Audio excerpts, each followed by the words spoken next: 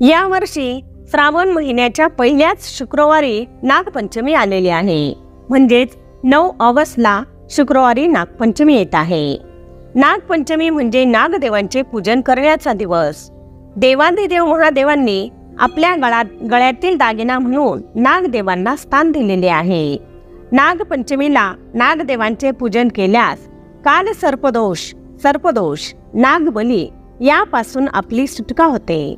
या दिवशी नागांचे पूजन केल्यास आपल्या घरातील हे दोष तर निघून जातातच, शिवाय महादेवांची कृपा आपल्यावर होते आणि या वर्षी नागपंचमीचा सण श्रावणात पहिल्याच शुक्रवारी येत आहे।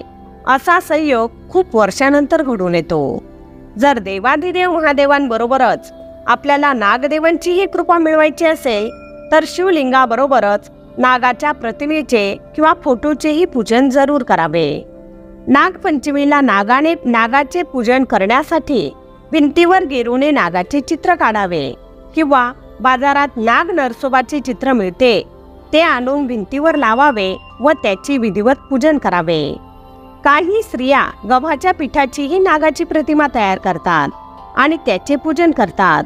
पूजन करताना हळद, कुंकू, फुले आणि अक्षता घेऊन यथासंग पूजन करावे।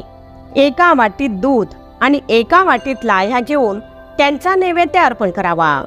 पंचमी तिथी सकाळपासून संध्याकाळपर्यंत असल्याने दिवसभरात कोणत्याही वेळी आपण नागदेवांचे पूजन करू शकता। नागदेवांना पांढरी फुले आणि पांढरी मिठाई अतिप्रिय आहे, म्हणून पूजेत पांढरी फुले वापरावीत आणि पांढरी मिठाई नैवेद्याला ठेवावी। आपल्या सर्वांना हे माहीतच आहे की भगवान विष्णू हे शेष नागावर शयन करतात। देवाधिदेव महादेवांनी नागाला गळ्यात स्थान दिले आहे। शिवाय समुद्र मंथनाच्या वेळी वासुकी नागाचा वापर दोरीसारखा केला होता।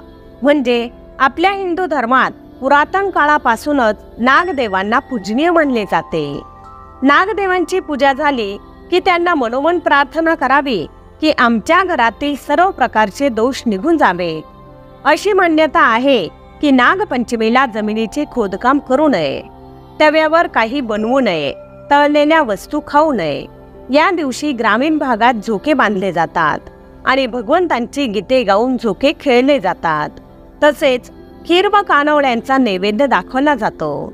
लहान लहान मुली साड्या नेसून वारुळात दूध टाकायला जातात। ग्रामीण भागात नागपंचमीचा उत्साह जास्त जाणवतो। नागपंचमीला नागाचे पूजन करण्याच्या सणाची सुरुवात परीक्षित राजाने केली होती। एकदा राजा परीक्षित शिकारीसाठी जंगलात गेले होते। त्यांना खूप तहान लागली, म्हणून ते एका ऋषींच्या आश्रमाजवळ गेले। तेथे एक ऋषी ध्यान करीत बसले होते। परीक्षित राजाने त्यांच्याकडे पाणी मागितले, परंतु ऋषींकडून कोणताही प्रतिसाद न मिळाल्यामुळे त्या राजाने मेलेला साप त्या ऋषींच्या अंगावर फेकला। हे पाहून त्या ऋषींच्या मुलाला खूप राग आला आणि त्याने राजा परीक्षिताला शाप दिला की आजपासून 7व्या दिवशी तक्षक नावाचा साप येऊन तुला चावेल व त्यातच तुझा मृत्यू होईल। त्याप्रमाणे 7व्या दिवशी तक्षक नाग आला, परंतु जेव्हा ही राजा परीक्षिताचा मुलगा जन्मेजयाला समजले तेव्हा त्याने सर्पनाश यज्ञास प्रारंभ केला आणि त्यात सर्व नाग येऊन भस्म होऊ लागले। हे पाहून नागदेवांना खूप भीती वाटली। जर असेच चालू राहिले तर लवकरच आपला संपूर्ण वंशाचा नाश होईल आणि संपूर्ण नागजाती नष्ट होईल, म्हणून त्यांनी आस्तिक ऋषींकडे जाऊन प्रार्थना केली।